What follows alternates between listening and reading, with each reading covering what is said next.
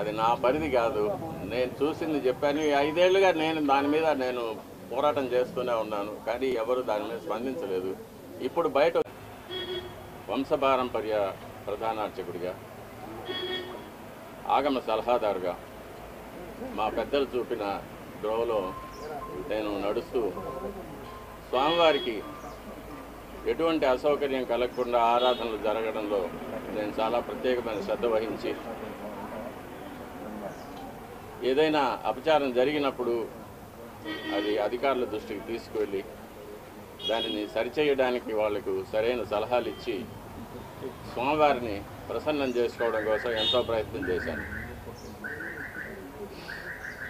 మనకు అన్నం పెట్టే దేవుడికి మనం శుచిగా, శుభ్రంగా, తాజాగా ప్రసాదాలు తయారు చేసి స్వామివారికి నివేదన చేయడం అనేది మనం భక్తులు ఎన్నో జన్మల్లో చేసుకున్న మహాపుణ్యం.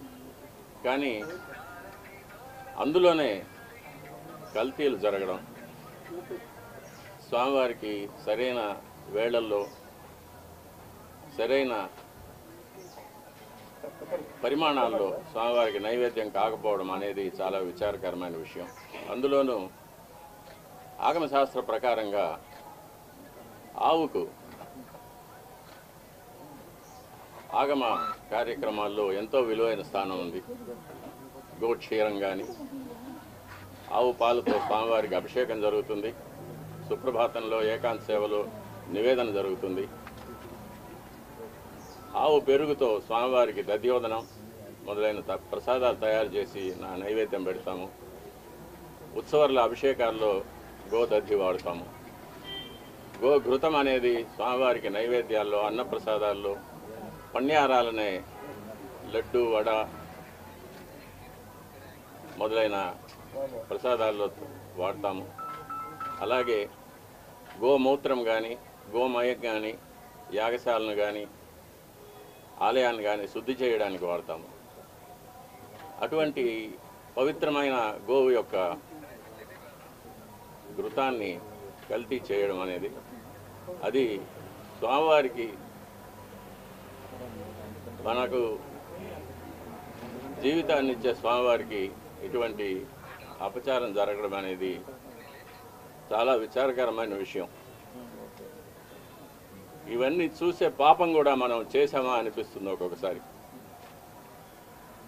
దీన్ని ఎన్నోసార్లు అప్పటి ఈఓ గారికి, చైర్మన్ గారికి దృష్టికి తీసుకెళ్ళి, ఇలా ప్రసాదాల నాణ్యత సరిగ్గా లేదు, ముందులాగా లేదు, ప్రసాదాల పరిమాణాలు స్వామివారికి సరిగ్గా నివేదన కావడం లేదు, సరైన ఆగమ ఉక్తమైన కాలాల్లో స్వామివారికి నైవేద్యాలు జరగడం లేదని ఎన్నోసార్లు దృష్టికి తీసుకెళ్ళాం. కానీ లాభం లేకపోయింది. దీనికి మరొక కారణం, నాది ఒంటరి పోరాటం అయిపోయింది. నాకు ఈ విషయాల్లో సహకరించేదానికి నా తోటి అర్చకులు ఎవరూ కూడా వారి వారి వ్యక్తిగత కారణాల వల్ల ముందుకు రాలేదు. ప్రధాన పరిచారకులైన వాళ్ళు రాలేదు. కాబట్టి ఇది ఈ 5 ఏళ్ళు నిరభ్యంతరంగా ఈ మహాపాపం జరిగిపోయింది. ఒక సైంటిస్ట్గా ఈ నెయ్యి యొక్క పరీక్షల యొక్క ఫలితాలు కూడా నేను చూశాను, ల్యాబ్ రిపోర్ట్స్ చూశాను. ఇందులో కూడా వెజిటబుల్ ఫ్యాటు, అనిమల్ ఫ్యాటు, జంతువుల యొక్క కొవ్వు పదార్థం, స్థావరాల యొక్క, జంగమాల యొక్క కొవ్వు పదార్థాలు కలిసినట్టుగా ల్యాబ్ రిపోర్ట్ను చూశాను. పరిశుద్ధమైన ఆవు పాలతో తయారు చేసిన నెయ్యిలో అది స్థావరమైనా కానీ, జంగమమైనా కానీ కొవ్వు పదార్థాలు కలవడానికి వీలు లేదు. అది ఇంప్యూరిటీస్ కింద లెక్క వస్తుంది. ఇప్పటి ప్రభుత్వం పదవికి రాగానే తిరుమలను ప్రక్షాళన చేస్తామని తిరుమలలోనే ముఖ్యమంత్రి గారు సెలవిచ్చారు.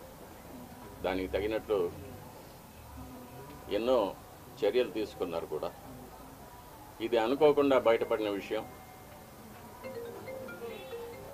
దీనికి కూడా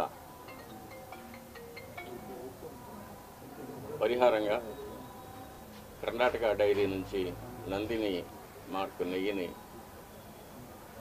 శుద్ధమైన ఆవు నెయ్యిని మళ్ళీ కొని స్వామివారికి ప్రసాదాలు తయారు చేయించడానికి ప్రభుత్వం నిర్ణయం తీసుకుంది. చాలా హర్షణీయమైన విషయం.